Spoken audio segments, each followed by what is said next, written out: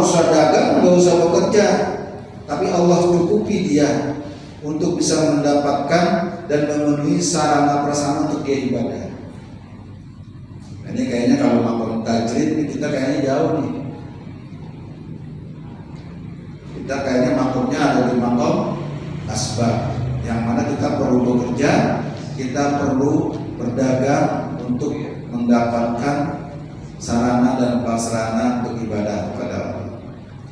Bagaimana kita mengetahui di mana Allah restui kita, di makom apa Allah tentukan buat kita, di makom asbabkah atau di makom tajrid?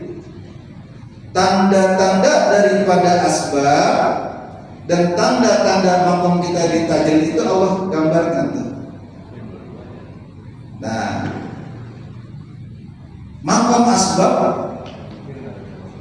ada paling tidak 6 tanda bahwasanya makom kita itu makom asbab.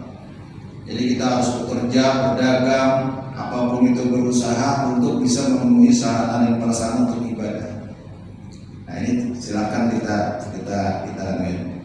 Kalau yang malam hari ini semuanya rasa-rasanya kita makomnya makom asbab nih. Kita kudu kerja, kudu dagang, kudu berusaha untuk bisa memenuhi sarana dan prasarana. Kalau kita di asbab dan asbab makom kita ini memang atas dasar restu Allah Subhanahu wa Ta'ala, ada 6 tanda-tandanya. Yang pertama adalah, ini saya percepat tadi ya, karena ini agak panjang agar bisa memenuhi pemahaman. Ingat nih, yang bekerja, yang berdagang, jualan apapun itu bidangnya, kalau Allah merestui kita di makom asbab, yang pertama adalah cukup hasil daripada kita kerja dan berdagang itu bisa mencukupi kebutuhan kita dan keluarga, dan juga kita bisa bersedekah kepada orang lain. Jadi kalau yang saat ini ada yang berdagang, bekerja atau lain-lainnya daripada makom asbab, perhatiin apakah hasil dari kita berikhtiar ini bisa memenuhi kebutuhan kita dan keluarga, dan juga kita bisa infakkan, sedekahkan sebagian penghasilan kita untuk orang lain. Ini makom yang atas tanda yang pertama. Yang kedua, kalau kita bekerja dan berdagang itu yang berdasarkan restu Allah dan Allah meridhoi makom kita itu, yang kedua adalah tidak melalaikan kita dari zikrullah. Nah, ada kadang-kala kita berdagang, saking ramainya dagangan kita, saking ramainya tempat dagang kita, sehingga kita sampai melalaikan atas Allah.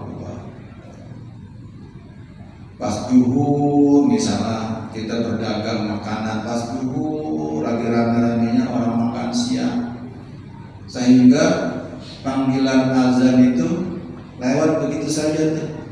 Nah, berarti kalau kita mengalami itu berarti Allah tidak merestui.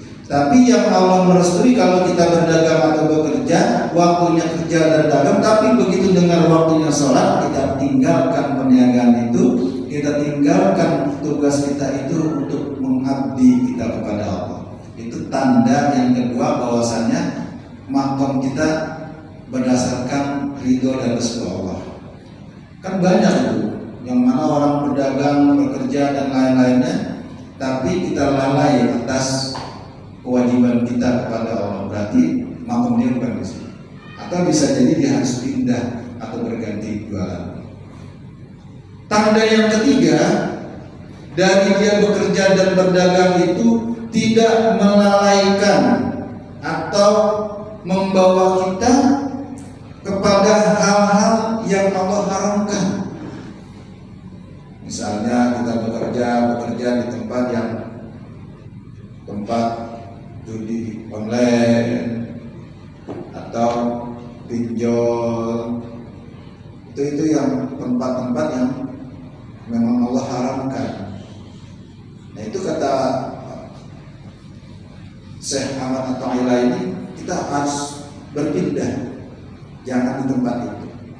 Atau kita berjualan, tapi berjualan kita berjualan yang menipu, itu kan unsur haram.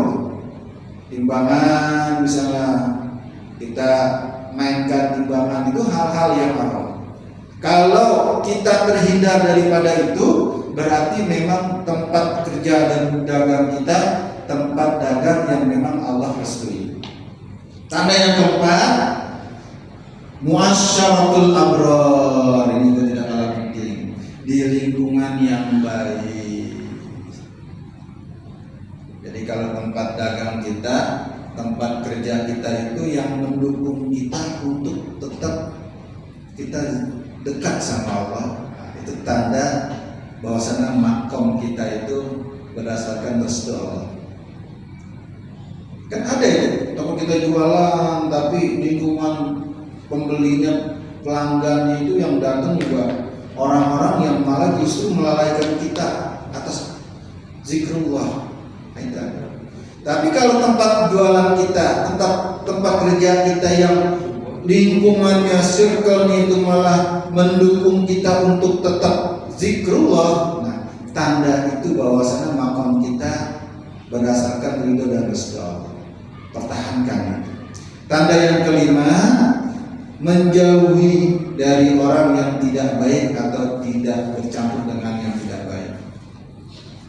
Jadi ya itu tadi, berdasarkan lingkungan, tempat, dan orang-orang itu orang-orang yang baik, yang selalu ayo sholat, ayo kita ngaji.